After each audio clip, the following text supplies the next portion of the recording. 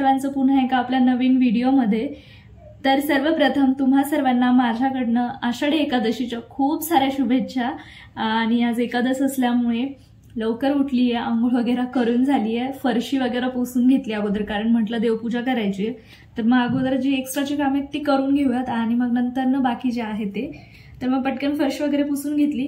आता पहिले देवपूजा करते, मग तिथून पुढे मग नाश्ता आणि त्यानंतर कपडे वगैरे धुवून घेईल। तर नाश्ता म्हणजे जे फराळ आहे तेच। तर उपवास असल्यामुळे म्हटलं आज थोडंसं आपण सगळं व्यवस्थित करूयात, पहिले क्लीन आणि त्यानंतर मग जे आहे ते याची तयारी करूयात फराळाची वगैरे आणि नंतर देवपूजा, असा विचार केला। कारण कसं असं काही असलं सण वगैरे की अगोदर फरशी पुसून घेतली ना मस्त क्लीन वाटतं आणि एकदम प्रसन्न झाल्यासारखं वाटतं। तर त्यामुळे अगोदर फरशी वगैरे पुसून घेतली आहे आणि चहा वगैरे सुद्धा झालाय। तर आता पहिले देवपूजा करून घेते। आणि मला ना कमेंट होती एक की मी देवपूजा कशी करते, तर ते तुमच्यासोबत मी शेअर करते की मी देवपूजा कशा प्रकारे करते। तर त्यासाठी ब्लॉग नक्की कंटिन्यू करा। चॅनलवर जर तुम्ही नवीन असाल तर चॅनलला सबस्क्राईब करा। त्याचबरोबर जर तुम्हाला माझे व्हिडिओज आवडत असतील तर व्हिडिओला नक्की लाईक कमेंट शेअर करा। तर चला आपण व्हिडिओला स्टार्ट करूयात। तर चला मी तुमच्यासोबत ना हे शेअर करते की मी शाबूची खिचडी कशा प्रकारे बनवते। तर सर्वप्रथम मी शेंगदाणे भाजून घेते छान असे, नंतर ना हिरवी मिरची आणि शेंगदाणे मिक्सरला बारीक असं वाटून घेणार। तूप कढईमध्ये घालते, कुणी तेलामध्येही बनवतं आणि कधी कधी मी पण तेलामध्ये बनवते, पण केव्हा केव्हा इच्छा होते ना की नाही आपल्याला तुपातलीच खिचडी खायची। तर तशा प्रकारे आज झालं होतं। मग तूप घातलं कढईमध्ये, छान असं ते गरम होऊ दिलं। नंतर ना बटाटे टाकले, त्यामध्ये एक बटाटा होता जो की एकदम बारीक स्लाइस मध्ये कट करून घेतलेला, त्याची साल वगैरे मी काही काढलेली नाहीये, डायरेक्टली टाकला। बटाटा छान असा खरपूस भाजून झाल्यानंतर ना त्यामध्ये मी जेवढा हवाय तेवढा साबुदाणा घालतीये। तर मी ना आज एकटीच आहे फराळासाठी, त्यामुळे मग माझ्या एकटीसाठीच मी साबुदाणा एवढा बनवतीये, एकदम असं जास्त काही बनवणार नाहीये, कारण तो उरला ना मग ते थंड नाही खावंसं वाटत। तर इथे मी जे शेंगदाण्याचं कूट म्हणजे मिरची आणि शेंगदाण्याचं कूट जे वाटून घेतलं होतं तर ते अशा प्रकारे वाटलेलं आहे आणि त्यातलं थोडंसं कूट जे आहे ते नंतरसाठी ठेवल आणि आता थोडंसं या साबुदाण्यामध्ये घालतेय, छान असं व्यवस्थित मिक्स करून घेतेय, कारण शेंगदाण्याच्या थोड्या थोड्याशा गाठी बनतात त्या कुटाच्या, तर त्या फोडून घेतेय, छान मिक्स करून त्याला नंतर त्यामध्ये चवीप्रमाणे मीठ घालणार आणि पुन्हा व्यवस्थित मिक्स करणार आणि झाकण ठेवून जे आहे 5 मिनिट, अगदी 5 मिनिटात आपली ही खिचडी रेडी होईल। तर अशी ना खिचडी तुम्ही एकदा नक्की ट्राय करा, ही खिचडी खरंच खूप भारी लागते खायला, मस्त अशी टेस्टी लागते खायला। तुम्ही खरंच ट्राय करा, तुम्ही जर वेगळ्या प्रकारे बनवत असाल तर ह्या अशा प्रकारे बनवून बघा। तर खिचडी बनवून घेतली आणि मग नंतर जे आहे ते देवपूजा करण्यासाठी बसली आहे, कारण म्हटलं खिचडी नंतर जेव्हा खायची तेव्हा गरम करून खाईल, कारण आता जर लगेच मी खाऊन घेतली तर देवपूजा राहायची माझी बाजूला, असं होऊन जाईल। आणि मी खिचडी बनवण्याची घाई यामुळे केली कारण देवाला सुद्धा नैवेद्य दाखवायला लागेल, त्यामुळे मग म्हटलं अगोदर नैवेद्यासाठी पण होईल आणि खिचडी पण बनवून ते काम मागे पडेल। मग आता इथे देवपूजा करायला बसली आहे। तर देवपूजा कशा प्रकारे करते हे बघा। तर हा जो देवाचा कपडा आहे तर तो मी रोज चेंज करत नाही, 3-4 दिवसाला असं चेंज करते, जेव्हा मला वाटलं की हा, आणि जर असं झालंच त्या 3-4 दिवसामध्ये खूपच जर खराब दिसला तर मग तेव्हा एकदा चेंज करते। असे रेड कलरमध्ये 2 कपडे आहेत माझ्याकडे, 2 ते 3, सो त्यानुसार मग मी चेंज करते ते।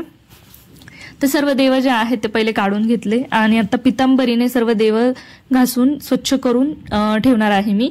आणि पितांबरी मी आठवड्यातून 1 ते 2 वेळा वापरते देवांसाठी आणि रेग्युलर जे आहे ते आपलं नॉर्मल साध्या पाण्यानेच देवपूजा करून घेते।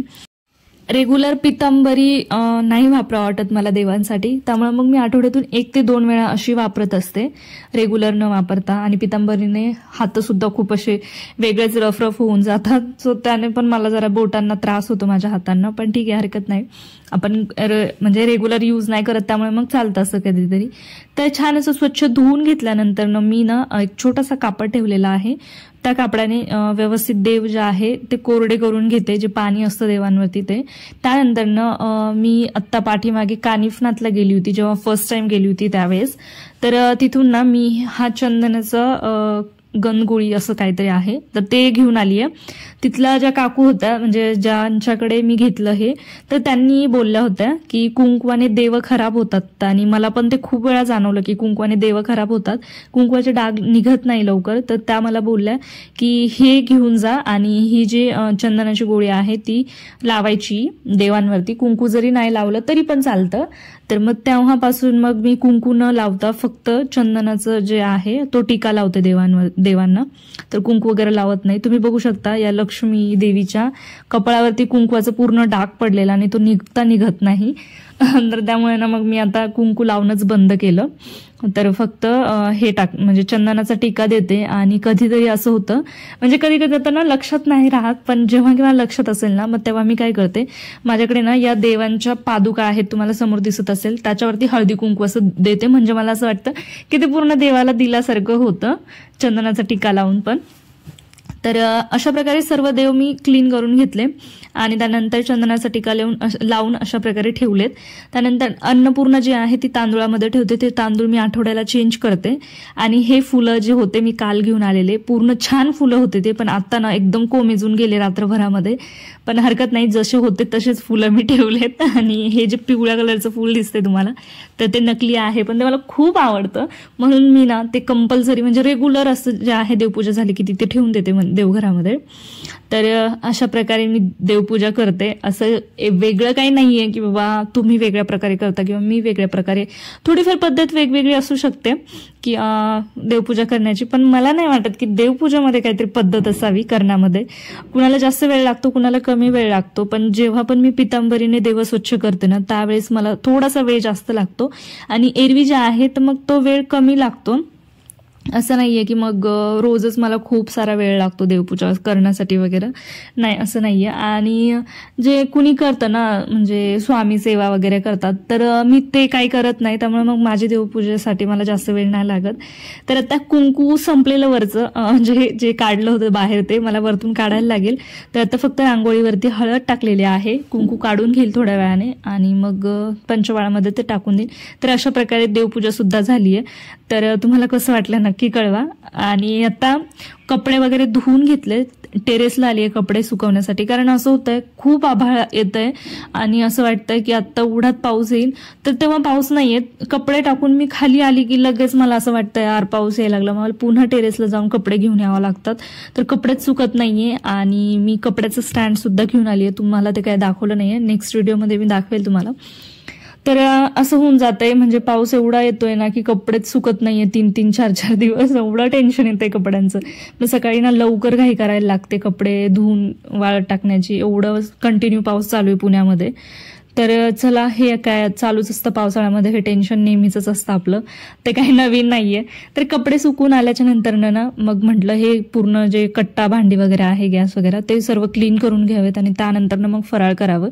कारण असं होईल नंतर मी फराळ केल्याच्या नंतर थोडीशी मला सुस्ती येईल, मला माहिती आहे. त्यामुळे ना म्हटलं अगोदरच आपण आवरून घेऊयात, कारण एकदा कंटाळा आला ना मग ते पूर्ण काम तसंच पडून राहील आणि मला कंटाळा आला की बिलकुल कामाला हात नाही लावा असं वाटत.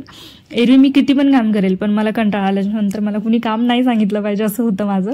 तर आता पटकन हे क्लीन करून घेते. आणि फक्त शाबूच बनवलाय, त्यामुळे एक्स्ट्राची काही भांडी नाही आहेत, एकदम थोडी भांडी आहेत. सो ती क्लीन करण्यासाठी ना अगदी 5 मिनिटं लागतील मला, 5 मिनिट पण नाही लागणार, पण ठीक आहे. तर हे पटकन क्लीन करून होईल. आणि आजच्या एकादशीच्या दिवशी ना आम्हाला वाटलं होतं, म्हणजे मला तरी, की कुठेतरी बाहेर मंदिरात वगैरे जावं, पण विजयला काही सुट्टी नाहीये, त्यामुळे मग ते सुद्धा कॅन्सल झालं. नाहीतर मी ठरवलं होतं की कुठेतरी जाऊयात आपण विठ्ठल रुक्मिणीच्या मंदिरामध्ये. पण चला हरकत नाही, जाऊ केव्हा तरी, जेव्हा मुहूर्त लागेल तेव्हा.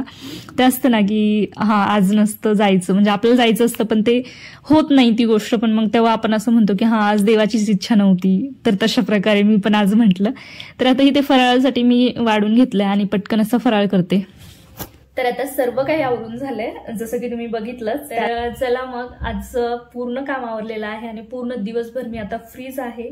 आता 11:30 वाजलेत. आता 11:30 वाजल्यापासून संध्याकाळी 5 वाजेपर्यंत मी पूर्ण फ्री आहे. तर मग मी असा विचार केला की हा एकादशीचा जो व्लॉग आहे तो आजच एडिट करून आजच पोस्ट करूयात, म्हणजे तुम्हाला ना आजच्या आज हा व्हिडिओ बघायला मिळेल. तर म्हणजे मी आज बनवला आणि उद्या पोस्ट करणार असं असतं प्रत्येक व्हिडिओचं माझं. पण म्हटलं हा व्हिडिओ मी लगेच पोस्ट करून टाकते, आहे वेळ तर. त्यामुळे मग हा व्हिडिओ तुम्ही पूर्ण बघितला त्यासाठी खरंच खूप धन्यवाद. आणि जर तुम्हाला हा व्हिडिओ आवडला असेल तर नक्की लाईक करा. आणि तुम्ही तुमची एकादशी कशा प्रकारे सेलिब्रेट केली ते मला नक्की कॉमेंटमध्ये सांगा. तर चला, भेटूयात आपण अशाच एका नवीन आणि इंटरेस्टिंग व्हिडिओमध्ये. तोपर्यंत स्वतःची काळजी घ्या. बाय.